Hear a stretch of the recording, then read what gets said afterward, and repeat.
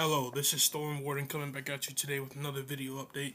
And today we're going to talk about Category 4 Hurricane Milton, which is slightly weakened overnight because it went through a reorganization period, which is known as the eyewall replacement cycle. And that's what it went through last night, so therefore it weakened slightly to back to a Category 4. But this replacement cycle had finished pretty fast. I mean, this is probably one of the fastest eyewall replacement cycles I've ever seen. And now that it's finished, we should see another period of rapid intensification today. So this more than likely gets upgraded again to a Category 5 at some point today. But regardless, still a very strong hurricane right now.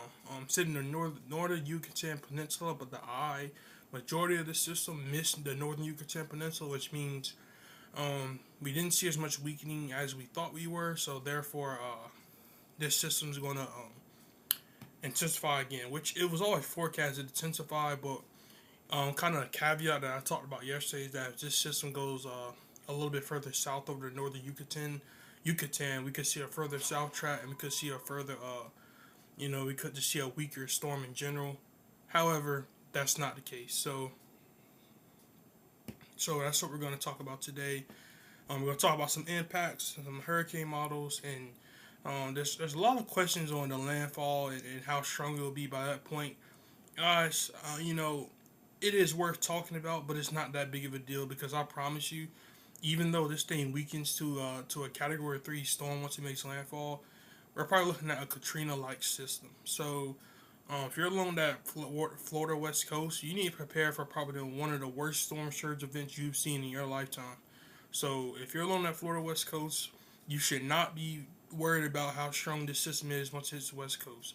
It is worth talking about because obviously a Category 5 making landfall versus a Category 3 are two different things.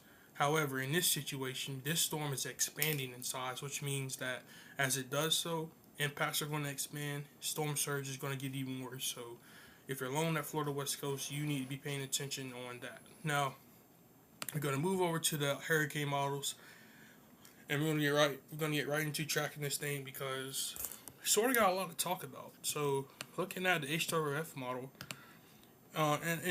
before we get into this, by far the model that has performed the best by far has been the HAFSB model.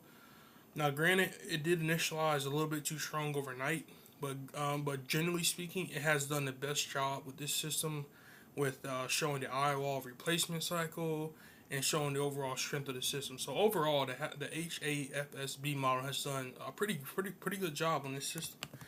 Now, starting back at the HWF model for Milton, and we're gonna go through time, and we're starting as early as 8 a.m. this morning. So, and if you want to follow the time, it's right up here. It says 8 a.m. So we're starting at 8 a.m. this morning. We're gonna go through time, and notice it does strengthen a little bit more today. It drops a couple more millibars.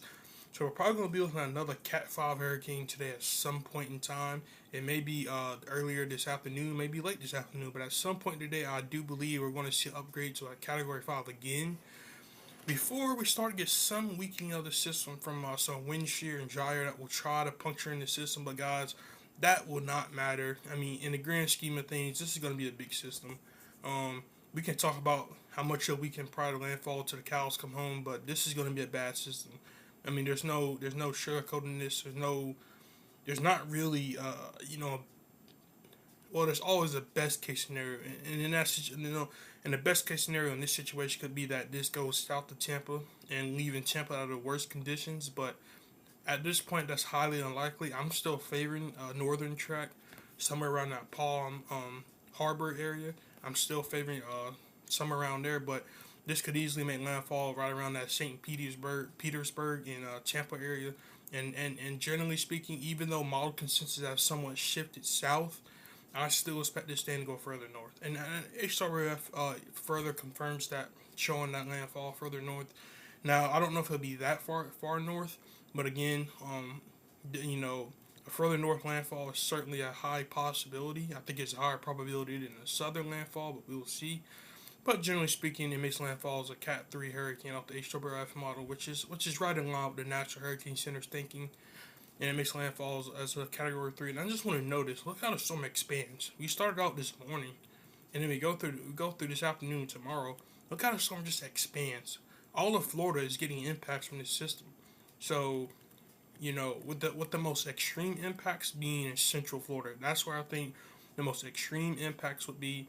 And then obviously, right along the track, if you're along that track, obviously that's where the highest impacts will be also. So again, you want to be paying attention to the forecast, and getting good info. Now, here's the HMO model, and we starting out again at 8 a.m. this morning. We're going through time, and again, we're probably gonna go through another period of some rapid intensification today, before things start to weaken a bit before landfall. But generally speaking, most models make landfall as a Cat 3 hurricane. Some models are a little bit weaker. I don't think this will be weaker than a Cat 3 at landfall, but again, weirder things have happened. Again, that does not matter in the grand scheme of things. This is not going to be a good system, and this could probably possibly the worst storm surge we've seen in these areas in a very long time. So, and it generally makes landfall right around that St. Petersburg, Tampa area. So again, models are really starting to hone in on the landfall point. Little wobbles here and there in the storm track could change. You know, those who get the worst impacts versus those who get the let's just say the better case scenario, which would be a track south of Tampa. So, but generally speaking, I don't think that's a high likelihood at all, and I wouldn't be surprised if the models start to shift back north a little bit. But the HMO model gets us down to starts to weaken this pretty quickly, but it still makes landfall as a Cat 3 hurricane, which is a dangerous system. And that's what I want to remind you guys. Katrina was a Cat 3 hurricane at landfall, and it did what it did. So, people hear that, oh, it's a Cat 5, but it's going to weaken. A Cat 3 hurricane is still a major hurricane, guys. So it's not like it's just a baby hurricane. Cat 3 hurricane is still a major hurricane. And on top of that, this system has went through eyewall replacement cycles. I mean, it was a Category 5, so you gotta imagine. This is a lot of water with this system that's just pushing all on shore. So this is going to be a bad storm. So, if you're along that Florida West Coast, if you have family that's further away from the extreme impacts, well, then that's where you need to go. Because this is not a system that you want to play with. Now, looking at that HAFSA model, and I pretty much have liked this model because it's kind of allowing my more thinking. I haven't looked at it. I haven't looked at it this morning yet, but it still looks to be right in line with my thinking. It makes landfall as a Cat 3 hurricane, and right around that Paul Harbor area. So I think that's a pretty good bet. That's where my prediction is. I got a Cat 3 landfall and hurricane at Paul Harbor. Again, we'll have to watch that, but generally speaking, the HAFSA model is generally right in line with my thinking. So something to certainly watch. Again, this is gonna be a nasty storm for you guys. There's no other way to really put this. Devastating impacts can be expected. But you can see how we do go through another period of some rapid intensification today, which should get this thing back up to Category 5 before we get some weakening as this pushes closer to landfall. And upon landfall, we should see some considerable weakening. But again, Category 3 hurricane at landfall will cause life-threatening impacts, probably impacts that are on the order of Katrina. So now we're looking at the HAFSB model, and I was telling you how it's been performing pretty well. And again, it takes this through a whole another period of rapid intensification, gets us back down to a Category 5 hurricane, and then it weakens this, but it still makes landfall as a borderline Cat 3 hurricane, which is still major, right around the Paul Harbor area, which is where my landfall prediction is. So generally speaking, we're starting to get a little bit more consistency between the models, but little wobbles here and there could change the track a little bit. But generally speaking, because the system will start to expand, and impacts will be seen far away from the center, with the most extreme impacts probably being in Central Florida. And then Tampa Bay areas also could experience a system that they haven't seen in a decade. So, we guys, I can't stress enough that you need to be monitoring updates, you need to be if you're told to evacuate, then you need to do just that. Um, for that, if you can't evacuate for reasons, try to find some family members that are maybe closer to you that you could go stay with them for a few days, because this system is, I'm telling you guys right now, it's not a system to play with, and we could be seeing storm surge levels with this system in Tampa. So now we're looking at the GFS model, and you probably wonder, I thought Shear, I thought Gyre was going to really kill this system. Well, it is, but it's also going to be, I talked about this yesterday, and if you want to follow me on X, it's DJ Robinson _WX. But I talked about this a little bit yesterday, and how the fact that this is a lose-lose scenario. When this system starts to weaken, impacts are going to really start to expand. The wind field is really going to start to expand. These very large systems like this that love to push inland after going through eye wall replacement cycles and things in that nature, they really tend to bring some serious storm surge levels. Think back, I keep saying it, but think back to Katrina and what Katrina did. Katrina was a landfall and Cat 3 hurricane. So this does have some similarities to Katrina. So if you're along that Florida West Coast, I'm urging you to really take this serious and really think about, really assess your area. Really think about, is me staying here going to be safe? Because, the storms, I'll show you the storm surge forecast, but we're already talking about possibility of 15-foot storm surge. And guys, I'm not going to lie to you, there's a possibility it could go up higher. So we could really be seeing some historic storm surge levels. Think of that as like as tall as tall as some buildings, 2-story buildings. So this is not a good situation. Now, as I was talking, I was moving through the loop. I want you to notice this favorable trough interaction that we're seeing. So here's what we're looking at. You can kind of see our trough located through the streamline. So you can kind of see how we got that little dig, southwesterly flow, and then pushes north like this. This is our trough. Right below our trough, you have our tropical cyclone. What you're going to have is going to have really good upper level flow. This should allow for really good ventilation. So I wouldn't be surprised we see some rapid intensification right up the landfall. That considerably weakens upon landfall, and we probably get a landfall in Cat 3. So, I could certainly see some rapid intensification from this trough interaction. And I'm telling you right now, once the storm makes landfall, storm surge is going to be awesome. I'm going to keep saying it because I want you guys to be aware. Storm surge, storm surge, storm surge. Wind field is also going to be very large, so even if you're away from the coast, you're still going to be in life-threatening impacts. Now, I showed you this trough interaction. Now I want to show you overall forecast as far as rain totals and what we could expect for peak storm surge. Now, looking at rain totals, you can kind of see our forecast storm track based off the rain totals.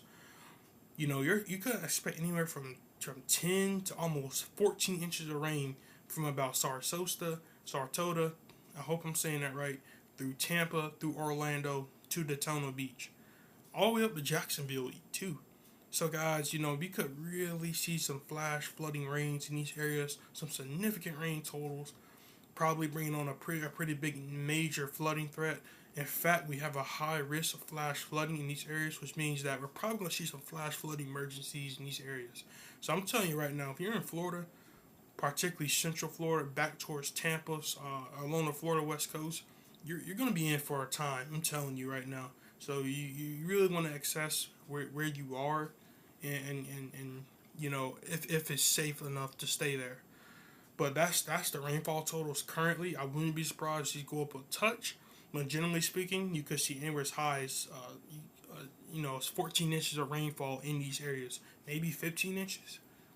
Certainly a possibility. Now, looking at our excessive rainfall outlook, and there's that high risk I was telling you about, particularly the areas I just said, Florida West Coast, particularly Central Florida West Coast through Central Florida. That's where your high risk of flash flooding is located.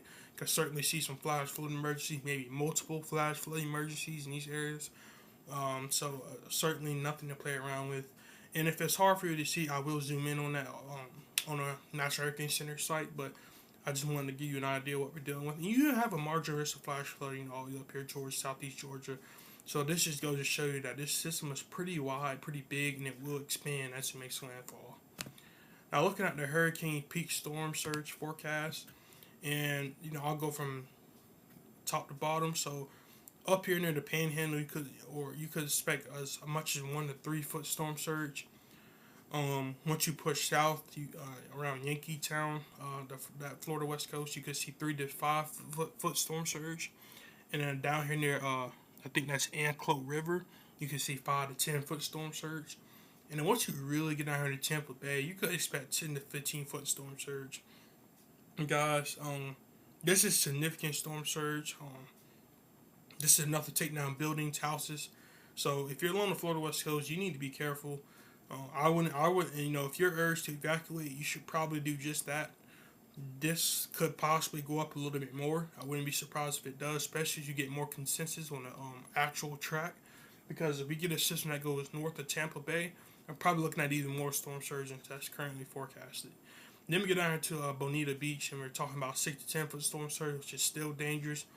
Even that 4 to 7 foot storm surge down here on the southern Florida West Coast, that's still dangerous. And then you're looking at 3 to 5 foot storm surge down there at Flamingo, Florida. So definitely some very eerie looking storm surge forecasts that could easily go up once you get even more consensus on the model track. So this definitely isn't a good sign. I wouldn't be surprised. Like I said, I'm gonna keep saying it. Storm surge, storm surge. If you're along that Florida West Coast and you're urged to evacuate, you should do just that. Now, you're probably wondering what's the forecast track and why is it doing this weird track? Well, a couple things. This system originated out of the Pacific. So it originally started over here as 11E. So it started out here in the Eastern Pacific, and then it pushed over and it came over here in the Western Gulf. Well, now what we have, and you're probably like, well, won't this just take the track similar to Helene? Well, no, because you have a trough located right up in here. Remember, the trough means blue and the red is ridging. So let me erase this off your screen so I can really give you a good visual of what we're looking at. So you have a trough to the north located right up in here. And so what's happening is that this trough is digging and is ridging. You're going to see some ridging down here near the Bahamas. The only real escape route for this system is just continue to push northeast like that in between the ridge and the trough. What's going to end up happening is it pushes more northeast. It's going to get attached to this trough and just going to push out. So we're probably going to have a track where you're seeing something sort of like this, like that, because it's going to be in between this trough and this ridge. So I'll move forward and I'll show you what I mean when I say that. So here we go. Let me take that off your screen. So we're going through time. You're going to notice, look at that ridge that's building down here near the southern Bahamas. You see our deep trough building that's giving us a very nice weather here in the Carolinas. And that's also what's keeping us from going to the Carolinas. Because let's say, per se, you had a ridge that was formed down here in the Atlantic. We're probably looking at a totally different track and a different storm. But because you have this deeper trough that's pushing south, what you're having is this, basically, the trough is playing such a big role in the track. And that's the overall bottom line of the system, and that's why it's taking this somewhat weird of a track instead of, like our usual systems, maybe cutting up and going up the North Carolina mountains, or doing something weird where, comes off Florida coast and then pushes back inland. Not this time. Because we have our trough that's pretty much protecting us further north in the Carolinas, we can think that. And it's also giving us a very nice fall-like weather that we're experiencing today, and we should experience for most of the week. So that's the overall track of the system. That's why it's tracking this way. So if you've been wondering, why we have such a weird track, that's why. So going back to the overall view of Milton right now, and again, really big system. You can already see that our eyes starting to warm up a little bit, and as you see that, it's going to start to clear out a little bit more. And we're probably looking at another Category 5 hurricane again, which would be pretty insane. So to have two peaks at Category 5 would be pretty insane. So overall, guys, that's all I really got for you guys. I will actually have a much more detailed short-range model forecast tomorrow when we start getting more model consensus on where everything is going. But generally speaking, guys, I'm thinking there's a pretty safe bet that somebody's going to experience a system that they had never seen in their lifetime. So this will impact and change lives forever. So if you're alone at Florida West Coast and you're told to evacuate, do whatever it is that you got to do to protect yourself, because Milton is not a system to play with.